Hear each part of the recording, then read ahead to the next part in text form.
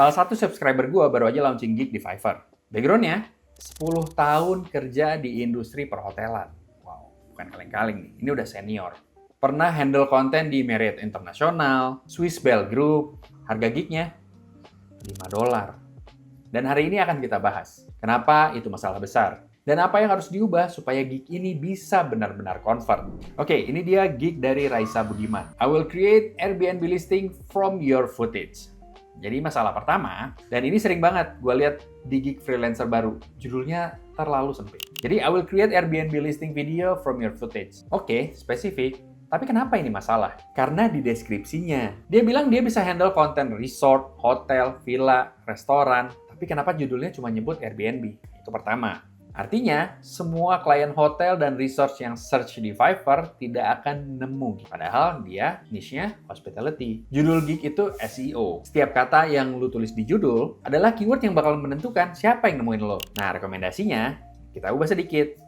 I will create cinematic hotel and B&B reels for Instagram and TikTok. Lebih luas, lebih searchable, dan value-nya.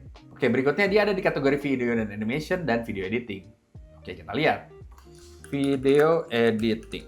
Nah, di sini kelihatan 39.000 lebih resultnya. Apakah ini baik ataukah ini buruk? Untuk pertama, kenapa kita nggak langsung lihat kategori yang paling cocok untuk Raisa ini? Misalnya, kita lihat di bagian sini, video and animation. Oke. Nah, kalau kita udah nemuin, mungkin ada beberapa video yang cocok. Entah corporate videos atau real estate promo. Nah, ini adalah dua kategori yang mungkin cocok untuk gig ini. Itu adalah masalah kedua. Kita bisa lihat di real estate promo ini, apakah, nah, di sini kita bisa ngelihat bahwa ini yang paling align dengan background-nya dia, real estate, atau property, atau hospitality. Oke, coba kita lihat di real estate video ya. Nah, di real estate video ini udah kelihatan, 32 result. Ini udah setengahnya. Jadi kemungkinan kita untuk muncul itu akan lebih besar dibandingkan yang tadi. Kita harus menemukan kategori yang paling tepat nih sama gig kita. Oke, sekarang masalah kedua, harga. Ini adalah salah satu bagian yang paling sensitif ya, harga. Ya, gue ngerti sih logikanya, dia mulai $5 dulu supaya ada orang yang mau lihat gig page-nya dia dan kemudian order. Tapi bayangin, ini klien premium, klien-klien real estate, klien-klien hotel, klien-klien restoran. Ini adalah klien-klien yang mau beli harga yang worth it, bukan yang murah. Jadi nggak cuma murah yang ada di kepala mereka. Jadi kebayang ya, kalau klien lagi ngeliat gig kita nih, lagi scrolling, yang akan dia lihat adalah, wah, worth it nih. Wah, murah nih. Nah, itu kan dua hal yang berbeda ya. Jadi, yang worth it ini akan lebih menggiurkan daripada sekedar murah. Apalagi kalau kita ngeliat background-nya, dia udah 10 tahun lebih gitu. Nah, jadi agak kontradiktif gitu. Itu yang sebenarnya terjadi di klien premium. Mereka mau bayar untuk konten hotel profesional. Mereka punya budget. Mereka bukan cari yang murah. Mereka cari yang paling worth it. Dan ya, begitu mereka lihat harganya $5, bukan wah murah, bagus nih. Tapi yang mereka pikir adalah, kenapa murah banget ya? Apa sih yang kurang? Karena di dunia freelancing, harga adalah sinyal kualitas. Itu adalah yang pertama. Terlalu murah justru mengusir klien yang tepat dan mendatangkan klien yang salah. Dengan background Marriott dan Swiss Hotel, harga basicnya sih harusnya bisa naik ya, di $25 atau $30. Jadi maksud gua, pikirkan value diri sendiri gitu. Apalagi ketika kita nanti masukin batch client I've worked with dengan kedua logo itu, perusahaan yang besar di seluruh dunia, harusnya akan lebih menarik sistem algoritma Fiverr. Berikutnya, masih di titik yang sama nih. Hal kecil sih, tapi penting. Delivery time. Untuk waktu 14 hari, real 30 detik. Wah, ini klien auto mundur sih. Jujur aja. Jadi, gue nggak bilang ini salah. Mungkin Raisa punya alasan. Mungkin dia masih ada urusan yang lain dan lain sebagainya. Tapi dari sudut pandang klien yang lagi banding-bandingin nih, seller A dan seller B, freelancer A dan freelancer B, 14 hari versus seller lain yang offer 3-5 hari. Gimana tuh? Udah pasti kan siapa yang bakal dipilih gitu. Dan revisi cuma 1 kali untuk paket basic. Oke. Jadi sebenarnya bukan memperbanyak revisi ini perlu gitu. Tapi klien hospitality itu biasanya detail banget. Mereka minta perubahan warna, musik, timing dengan 1 revisi. Kayaknya Raisa ini bakal beresiko buat kena dispute. Ya, perbaikannya simpel sih. Bikin delivery mungkin kalau panjang tadi ya bisa 5-7 hari. Tapi harus jelas dengan offernya. Terus revisinya 2-3 kali. Kalau saran pribadi gue sih, ya ambil tengah-tengahnya aja lah. Delivery maksimal 5 hari, 3-5 udah cukup. Terus revisi maksimal 2 kali. Jadi nggak bertele-tele, nggak berlebihan. Adjustment kecil, tapi pengaruhnya gede sama conversion. Karena kolom kanan ini yang dilihat kedua setelah mereka ngelihat kolom di kiri. Kolom di kirinya dia belum ada video, jadi apalagi video editor ya. Video editor itu harus benar-benar nampilin videonya dia gitu. Ini semuanya, ini ada presentasi, ya, dia ngasih file PDF.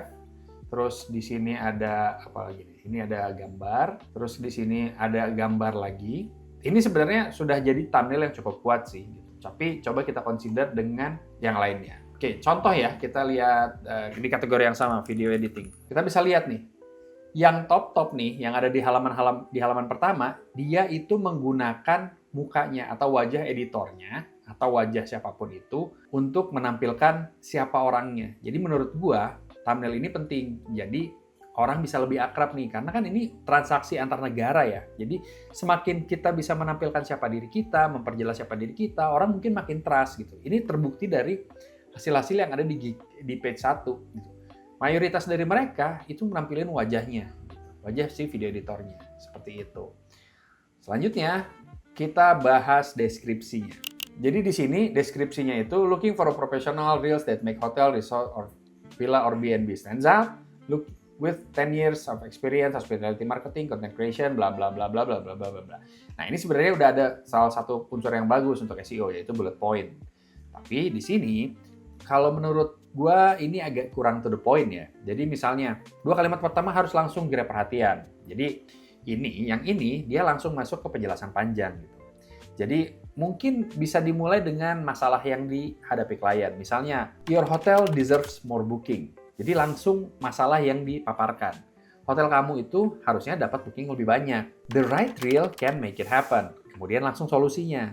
Reel yang tepat bisa mewujudkannya. Jadi seperti itu. Jadi langsung 2 kalimat. Nanti baru penjelasannya di bawah. Nah, balik lagi. Mungkin ini ke strategi harganya Raisa. Oke, terus ada satu hal yang pengen gue highlight, yaitu tag-nya. Dia menyebutkan Airbnb listing from your footage. Sedangkan ketika kita lihat tag-nya, edit video, Instagram, short story, hotel, luxury. Oke. Nah, dari sini kita gimana nih cara dapetin tag yang tepat? Mungkin gue nggak terlalu paham industri ini ya, tapi ketika kita lihat si ini ya, Amos. Ketika kita ke Airbnb video, kita scroll ke bawah, nah, dia langsung tipikalnya real estate video, foto to video, real estate ads, property video. Nah, ini mungkin juga salah satu yang bisa Raisa gunakan di tag-nya ini, supaya identifikasi kontennya ini atau gig postingnya ini menjadi semakin spesifik. Dia video animation, real estate promos, tadi salah satu yang gue anjurin. Terus kemudian di bawahnya, ada real estate video, foto video, real estate ads. Berbeda dengan yang tadi Raisa buat. Raisa buat edit video, Instagram, short story, hotel, luxury. Jadi agak nggak berkaitan antara teks, judul, dan deskripsi. Jadi itu hal penting karena Fiverr ini, balik lagi, dia adalah SEO. Tantangan terbesarnya ini sebenarnya karena memang ini gig baru dan memang no review. Nah, harus ngejar nih reviewnya. Ini yang paling challenging sih, dan gua mau jujur di sini. Akun Raisa baru dibuat Juni 2026, belum ada review sama sekali, ya kan? Di Fiverr itu review adalah segalanya. Bukan karena Raisanya nggak bagus, tuh, tapi karena calon klien nggak punya alasan untuk percaya sebelum ada bukti. Ini hal yang selalu dialami oleh freelancer baru. Butuh order buat dapat review, butuh review untuk dapat order. Jadi dua hal yang saling berkaitan. Ya, gue juga pernah ada di situ, dan ini mungkin akan yang gue lakukan. Mungkin cari orang atau kenalan yang punya properti Airbnb atau hotel kecil, tawarin aja jasa dengan harga yang sangat terjangkau. Bukan gratis ya, tapi diskon. Jangan pernah ngasih gratis, kasih diskon aja, murah. Oke? Dengan catatan mereka kasih review jujur. 2, di active buyer request. Kalau nanti udah kebuka, kita bisa ngebuka active buyer request, kita bisa search di situ untuk nyari klien yang tepat. Yang ketiga, tambahin aja di deskripsi new seller promo. Jujur aja, I'm building my portfolio on Fiverr, special rate for business clients. Transparansi itu penting, justru membangun kepercayaan. Jadi bilang aja, kita baru nih di Fiverr, tapi pengalaman gue di belakang. Wow, jangan dianggap enteng bro. Jadi kalau Raisa, kalau udah nonton ini, kayak gignya itu udah punya pondasi yang bagus. Yang penting udah mulai sih, dan mau untuk dikritik, direview, dikasih honest opinion. Jadi niche-nya udah jelas, kredensialnya nyata, visualnya profesional. Kita bisa lihat tadi dari thumbnailnya. Skill Raisa ini udah terbukti dari pengalaman bertahun-tahun. Yang perlu diubah adalah cara packaging dirinya sendiri. Supaya klien tepat bisa nemu dan percaya sama lo. Dan buat yang lagi nonton ini, kalau lo punya gig yang mau gue review, di freelancer profile lo, drop aja link di kolom komentar. Nanti bakal gue cek dan gue review. Siapa tahu gig lo nanti yang bakal gue review. Oke, jangan lupa subscribe dan sampai jumpa di video berikutnya.